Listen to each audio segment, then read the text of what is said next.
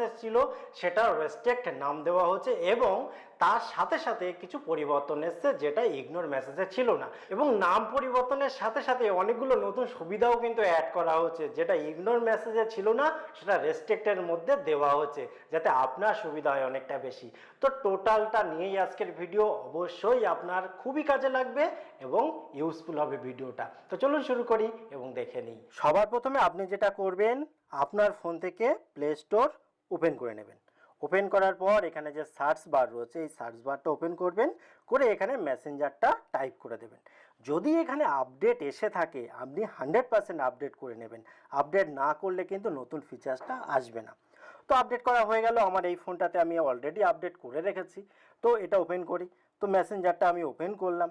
Open করার পর দেখুন একটা চ্যাটের উপরে আমি অ্যাপ্লাই করে দেখাবো এবং প্রত্যেকটার ক্ষেত্রে আপনি সেইভাবে কাজটা করতে পারবেন। তো এখানে দেখছেন আমার নাম রয়েছে এবং আমি অনলাইনে আছি সেটাও শো করছে। এবং আমি কি করলাম, এইটা ওপেন করে নিলাম। ওপেন করার পর আমাকে তো দেখাতে হবে বোঝানোর সুবিধার জন্য, দেখুন আমার এই ফোনটাতেও আমি মেসেঞ্জার অন করে নিলাম এবং একটা চ্যাট ওপেন করে নিলাম। এখন এখানে খেয়াল করে দেখুন, যখন আমি এই পাঠাচ্ছি কোনো একটা মেসেজ তখন নর্মালি যাচ্ছে, আপনি দেখতেই পাচ্ছেন। এখান থেকে যদি কিছু পাঠাই সেটাও এখানে আসছে, সেটা আপনি দেখতে পাচ্ছেন। এবারে দেখুন যখন রেস্ট্রিক্টেড মোডটা অন করে দেব তখন কি কি পার্থক্য হচ্ছে সেটা বুঝে নিন, তাহলে আপনি অ্যাপ্লাই করার সময় এই কাজগুলো বা এই সুবিধাগুলো পাবেন। এখানে দেখুন আই বাটন রয়েছে। এই আই বাটনের উপর যখন ক্লিক করবেন, ক্লিক করার পর স্ক্রল করে নিচের দিকে আসবেন, এখানে দেখুন রেস্ট্রিক্টেড বলে একটা অপশান রয়েছে।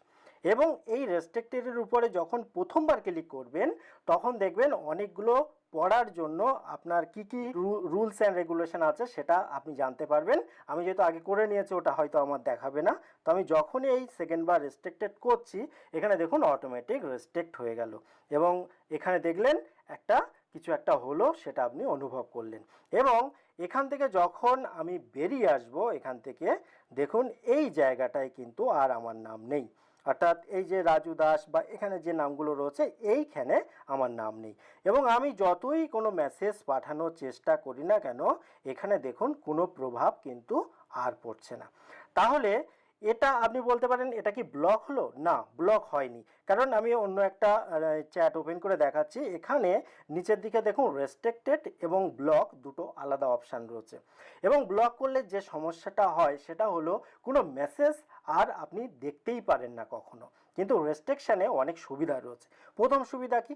প্রথম সুবিধা হচ্ছে রেস্ট্রিকশান করার সাথে সাথে আপনাকে তো আর ডিস্টার্ব করতেই পারছে না, অর্থাৎ আপনি কিছুটা ইগনোর করে যাচ্ছেন তাকে, সে কি পাঠাচ্ছে না পাঠাচ্ছে সেটা আপনি আর বুঝতেই পারছেন না। কিন্তু এর মজার বিষয় হচ্ছে রেস্ট্রিক্টেডে যে চ্যাটগুলো হয়তো এখানে সে করছে বা কল করছে যাই করুক না কেন সেগুলো কিন্তু আপনি চাইলে ভবিষ্যতে যে কোনো টাইমে দেখতে পারেন।